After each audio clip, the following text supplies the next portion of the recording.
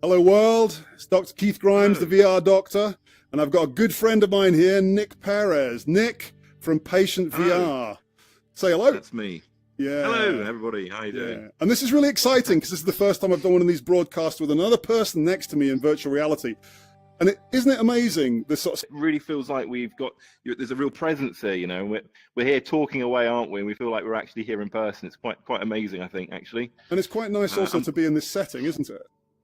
Oh yeah, well, I mean, we've obviously explored quite a few different scenes now, and here we're in the forest. It's quite relaxing, I think. You know what? I could really smells as well. Absolutely, yeah. So that is, of course, something that you have with virtual reality. It's not just what you see and what you hear and what you touch. It's, you know, taste and smell. They're slightly harder, of course. But I brought Nick into here at 360 video for the purposes of teaching doctors, but also patients and understanding and experience. So what is it you do in your work? Well, okay. So I'm based in the humanities, and my focus and my interest, if you like, is looking at perspectives in healthcare. There's a great amount we can learn from changing perspectives. So I'm using 360 video to look at the patient perspective, to look at the relative perspective, to look at the different roles in the healthcare environment, and allow us to explore those and to identify within the 360 video those triggers or those moments where compassion and empathy may play out. And it can be simple humanistic skills such as eye contact or tone of voice,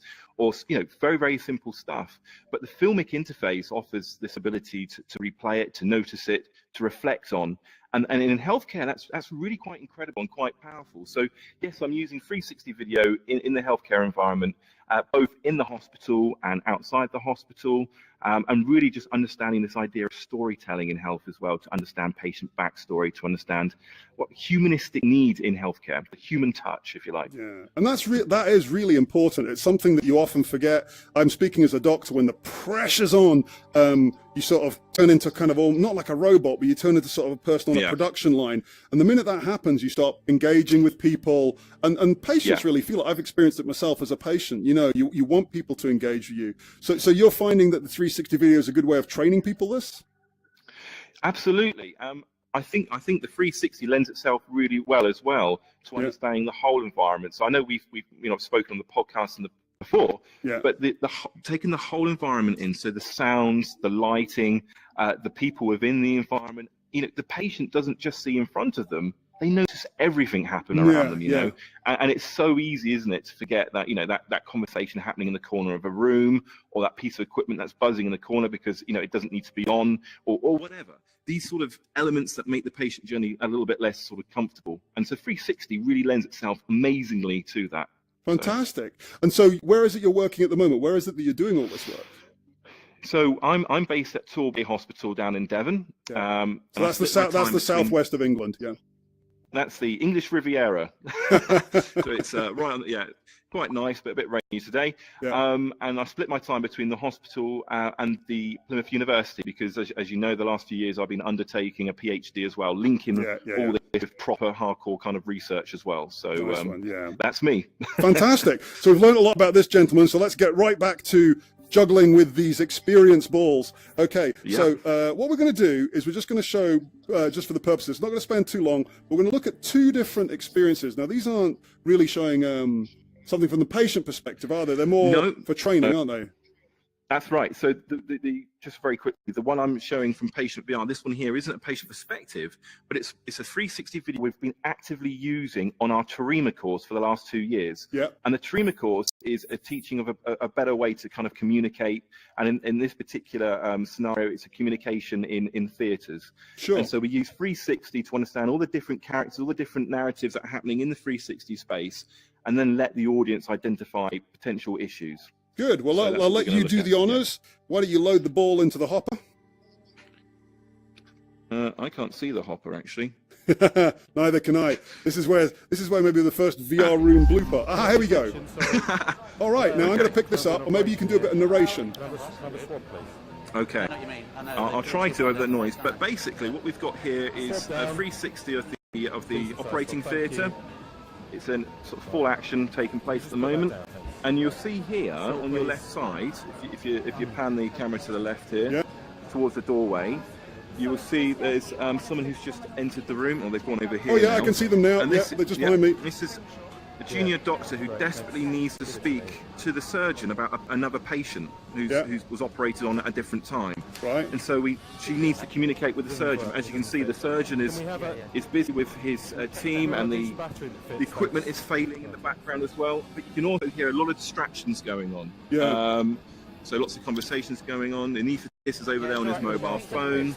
Oh yeah, so he is. Let's quickly check it out. There you go. What's going on over there? That man is busted.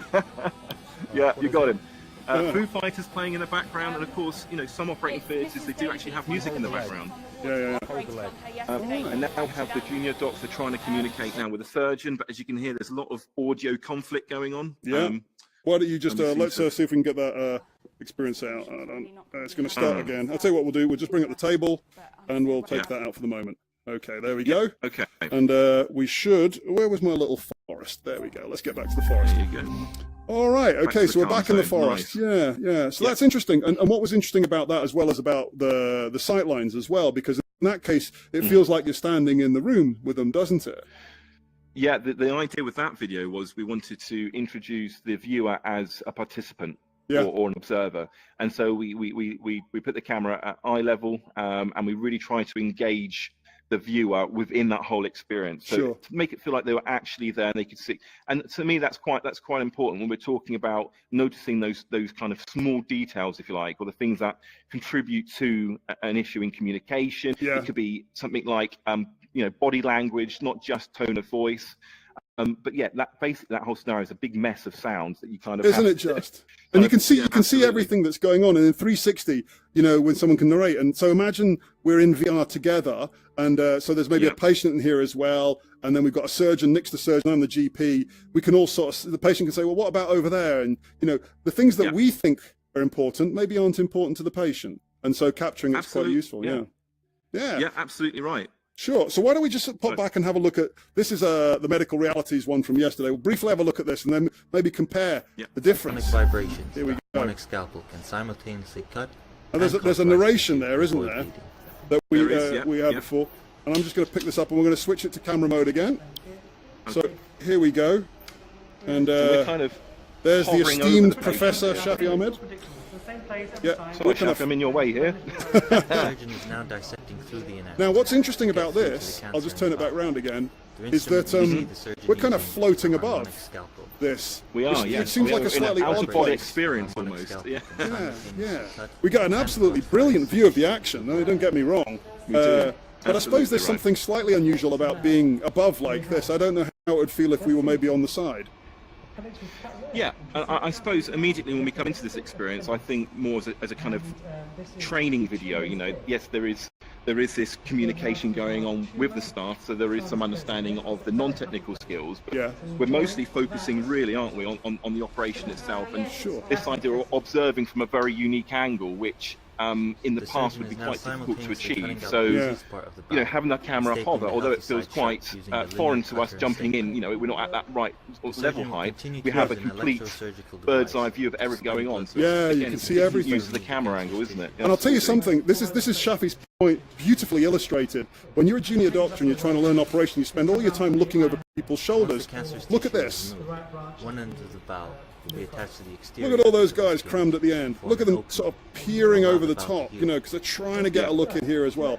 And this is exactly why 360 can be so powerful at letting people know about this.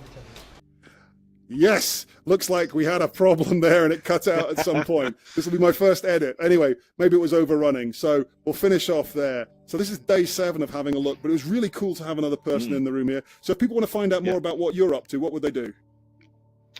Well, they can either go to the Patient VR website to see the patient dating, and mostly, like I said, focus on humanities, on this idea of compassion and the importance of compassion and communication in healthcare. So follow me if you'd like. That'd be cool. Excellent. And I do recommend that because you generate some awesome content, well worth a follow. And if you want to follow me, the man in the burgundy or pink shirt, I don't know, I'm a bit colorblind. It's at Keith Grimes and VR Doctors, and on my website, www.drgrimes.co.uk. That's drgrimes.co.uk. Anyway, it's goodbye from me. And it's goodbye from